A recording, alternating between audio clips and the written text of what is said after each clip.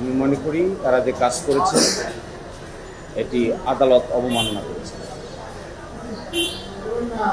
এই সচিবালয়ের স্ট্রাকচারকে তারা ডিসমেন্টাল করেছে। এই সচিবালয়ে যাকে সচিবের দায়িত্ব দেওয়া হয়েছিল তিনি থেকে শুরু করে 15 জন কর্মকর্তাকে আইন মন্ত্রণালয়ের কাছে ন্যস্ত করেছে। অবস্থা দৃষ্টে মনে হচ্ছে যে সরকার ইচ্ছে করে বিচার বিভাগের সঙ্গে একটা তাসেল লাগাচ্ছে এবং যে মামলাটি আমরা দায়ের করেছিলাম এই কোর্টে আমি সকালবেলায় বিষয়টি মেনশন করেছি এবং তারা প্রথম বলেছিলেন যে তারা আপিল ফাইল করবেন। আজকে আমাদেরকে মাননীয় হাইকোর্ট বিভাগ বলেছেন তারা 7ই জুন পর্যন্ত অপেক্ষা করবে।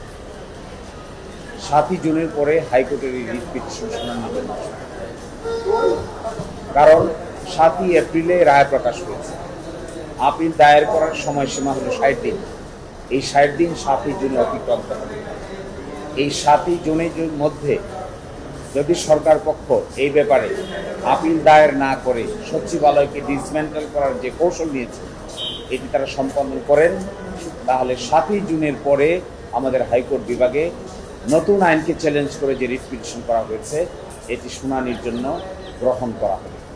আজকে রাষ্ট্রপক্ষকে এবং অ্যাটর্নি জেনারেল অফিসকে এই মেসেজ দিতে বলেছেন। একই সাথে এটাও বলেছেন যে বিজ্ঞ অ্যাটর্নি জেনারেল ওই দিন আদালতে হাজির হয়ে মৌখিকভাবে যে অ্যাসুরেন্স দিয়েছিলেন, আদালত বলেছিলেন যে এটি তাদের ডিজায়ার যেন এই সময়ের ভিতরে সচিবালয়কে কোনোভাবেই ডিস্টার্ব করা না।